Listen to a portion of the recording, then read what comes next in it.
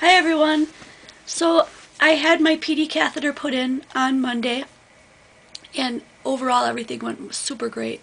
I had a really positive experience which I wasn't expecting, and I have a sore throat because whoever intubated me did a really crappy job.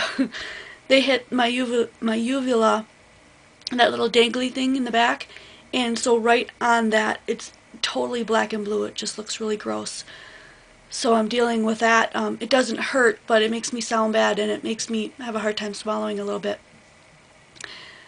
But I was nauseous upon awakening, and they gave me a bunch of medication which made me really loopy and really tired, so I got out of there late, which caused my mom to be a little concerned, so she stayed overnight, which was great. I was super excited that she did that. I was hoping she would.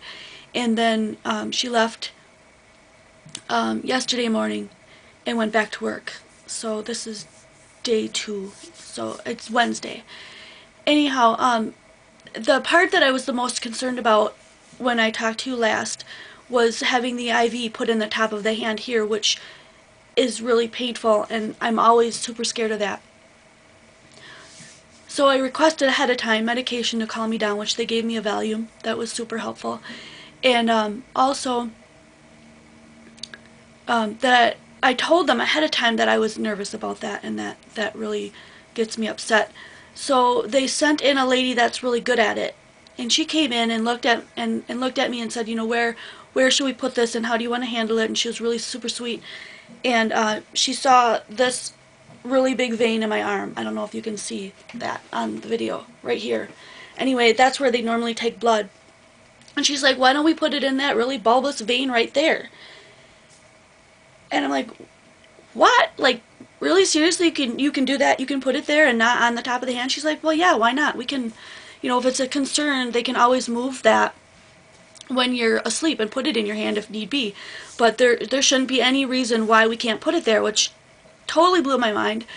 I was really excited about that, so I said, yeah, go ahead. She's like, well, do you want me to let you know? I'm just like looking away because I just didn't want to deal with it. But it was just like having your blood drawn. There was absolutely no pain whatsoever. The IV went in super smooth, and the rest of it was a cakewalk. Seriously, there was so much worry and upset on my part that I didn't need to be, but again, I was pulling on my past experiences, and that was always really a bad experience for me. So, I'll post a photo on the end of the video. This is my warning that if you don't want to see it, it's not real graphic, but I've got a lot of bandages on top of things, but if you want to see what it looks like, especially if some of you are watching are thinking about, involved in, or know someone who has one and want to know a little bit more about it, it's just a tube that goes into the abdomen, and then part of it comes out so that you can put fluid in to the cavity where basically your guts are floating, and then by osmosis and diffusion, all of the toxins that your kidney's not flushing out goes into that fluid because they see this nice clean space and want to escape, and then you flush the fluid back out through the same tube, and then that takes the toxins out. So supposedly makes you feel better. I have not started yet. I will be training on that.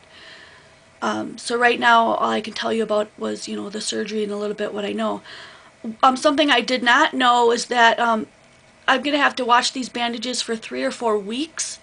So yeah, don't come to my house because I can't shower or anything. I'm going to have to be really careful, like use baby wipes and wash my hair somehow in the sink and whatever.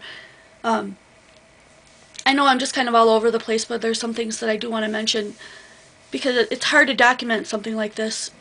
I'm still on pain medication, so my thinking's not always in a straight line. And 2 days after, the incisions are starting to itch quite a bit too, so I'm waking up in the middle of the night, and you know, the medication makes me itch on top of that. But what else did I want to say?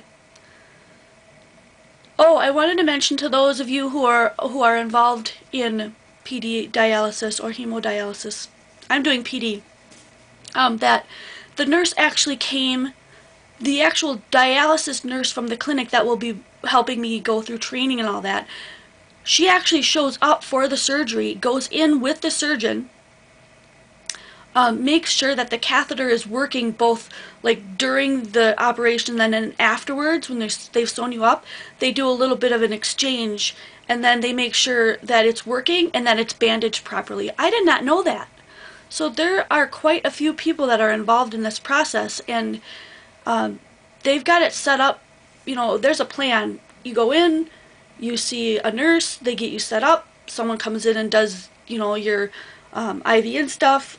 You get to talk to your anesthetist, you get to talk to another doctor, and then you get to talk to that dialysis nurse. So they're all run like clockwork, and they get you in and they get you out, and it's smooth. I can't say enough. So I went to the UW in Madison, and I'm really happy with the care and the process that I went through for this. And so I want to put that out there for people so that you're not only hearing the horror stories and the people who are worried and scared. It went great. So thank you to everyone who sent some mojo or sent some positive thoughts or actually got down and prayed. For those of you who believe and those who don't, it doesn't matter to me. The positive thoughts all count, and I really appreciate that. So thanks for watching my my face-to-face today, and I'll do some more in the future if it remains something that's popular and that people like to see. And I'll see you next video. Bye.